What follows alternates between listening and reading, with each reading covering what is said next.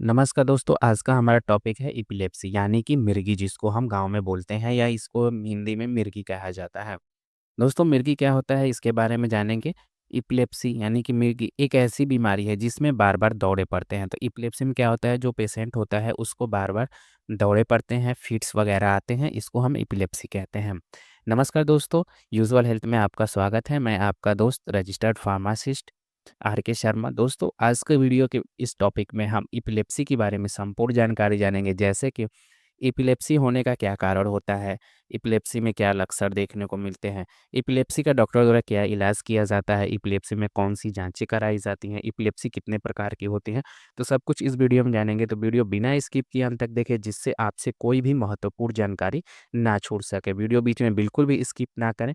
आइए दोस्तों जानते हैं सबसे पहले एपिलेप्सी होने के क्या कारण होते हैं। एपिलेप्सी होने के जो कारण होते हैं उसमें मेनिंजाइटिस यानी कि मस्तिष्क में स्वेलिंग आ जाना, इन्फ्लेमेशन हो जाना, जिसको हम मेनिंजाइटिस बोलते हैं। इसके अलावा सेरिब्रोवैस्कुलर एक्सीडेंट दिमागी आघात के कारण हो सकता है। जेनेटिक आनुवांशिकी कारण हो सकता है, यानी कि आपके माता-पिता या दादा-दादी में यह बीमारी रही हो तो हो सकता है कि आने वाली पीढ़ी में भी यह बीमारी देखने को मिले। हेड की ट्रॉमेटिक इंजरी के कारण हो सकता है, यानी कि सर में चोट लग गई हो, इस वजह से हो सकता है। ब्रेन में किसी प्रकार का इन्फेक्शन हो गया है, इसके कारण भी फिट्स वगैरह आ सकते हैं। बचपन में सीज़र दौरे आना, यानी कि बचपन में बच्चों को जो सीज़र आने लगते हैं उस कारण से भी आ सकते हैं। डिमेंशिया नाम की एक बीमारी होती है जिसको हम भूलने की बीमारी कहते हैं। इसमें पेशेंट की जो यादें होती हैं बहुत ही कमज़ोर होती हैं और उसको भूलने की बीमारी होती है।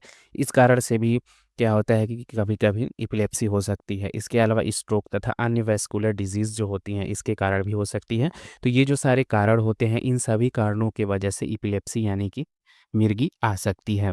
अब दोस्तों जानेंगे एपिलेप्सी के कितने प्रकार की होती हैं।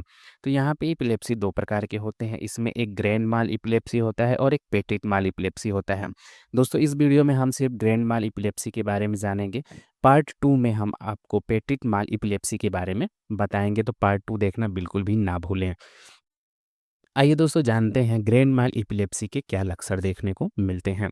इसमें जो होता है कि जो फिट्स होते हैं यानी कि जो मिर्गी होती है, दौरे होते हैं, वो अनकॉन्शियस के साथ आते हैं तथा अच्छी निर्मित सिचुएशन के साथ आते हैं। तो इसमें क्या होता है कि जो पेशेंट जैसे है कि अच्छे अचानक से बैठा रहता है और या खड़ा रहता है तो अचानक से उसको झटके पड़ने लगते हैं, उसको फिट्स वगैरह आने लगते हैं, उसको मिर्गी आने लगती हैं। इसमें कुछ वार्निंग सिम्पटम्स होते हैं, जैसे कि स्पेसिफिक सेंसेशन, विशेष संवेदनशीलता होती है उसमें, स्पेसिफिक टेस्ट और स्मेल का होना, सेंसेशन ऑफ नोज़िया, जी घबराना। इसके अलावा यह इसमें 2 और सिम्पटम्स होते हैं, एक होता है टॉनिक स्टेज सिम्पटम और एक होता है क्लोनिक स्टेज सिम्पटम्स। तो इसमें टॉनिक स्टेज सिम्पटम्स में क्या देखने को मिलते हैं, इसमें देखने को मिलते हैं ब्लशिंग फेस, यानी कि पेशेंट का जो चेहरा होता है वो नीला पड़ना, मसल्स में टेंडरनेस आ जाना, अनकॉन्शियसनेस विथ इपिलेप्टिक टेंशन, बेहोशी तथा मिर्गी का आना। तो ये जो होता है ये टोनिक स्टेज में लक्षण देखने को मिलते हैं।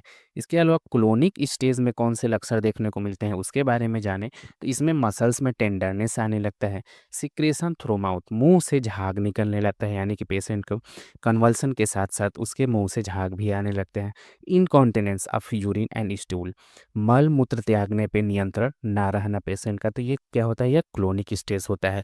तो ये जो सारे लक्षण होते हैं वो एपिलेप्सी में देखने को मिलते हैं। इसका जो मेन सिम्पटम्स है इसमें यही आप देख सकते हैं कि जो पेशेंट है अचानक से बैठा रहेगा या सोया रहेगा, खड़ा रहेगा और उसका मिर्गी के दौरे पड़ने लगते हैं, वो ज़मीन पे गिर के छटपटाने लगता है, उसके मुँह से झाग आने लगते हैं, चेहरा नीला पड़ने लगता है। तो इससे आप कन्फर्म कर सकते हैं कि इस पेशेंट को एपिलेप्सी यानी कि मिर्गी के दौरे आ रहे हैं। दोस्तों इसके डायग्नोसिस जानेंगे, डॉक्टर द्वारा क्या जांचें कराई जाती हैं। तो इसमें जो डायग्नोसिस कराई जाती है उसमें सीटी स्कैन कराया जाता है, जिससे कारण का पता चलता है कि किस कारण से एपिलेप्सी हो रही है। जब कारण का पता चलता है उसके बाद ही इसका ट्रीटमेंट किया जाता है। तो इसका हम ट्रीटमेंट जानेंगे। दोस्तों यहाँ बताया गया दवा का प्रयोग खुद से नहीं करना है, डॉक्टर से ज़रूर मिलें आप, क्योंकि दवाओं के साइड इफ़ेक्ट घातक हो सकते हैं और डॉक्टर आपको डिजीज़ के अकॉर्डिंग, आपके कॉजेज़ के अकॉर्डिंग दवा देते हैं। यहाँ पे जो नॉर्मल एपिलेप्सी में दवा दी जाती है उसमें फेनेंटोइन दी जाती है जो कि 100 मिलीग्राम की टैबलेट आती है। दिन में 2 बार या 3 बार डॉक्टर द्वारा दी जाती है। इसके अलावा फ़िनोबार्बिटोन की टैबलेट आती है 30 मिलीग्राम की, जो कि दिन में 2 बार या 3 बार डॉक्टर के द्वारा दी जाती है और यह एज, वेट और डिज़ीज़ कंडीशन के ऊपर डिपेंड करता है। दोस्तों, एपिलेप्सी के बारे में ये रही जानकारी।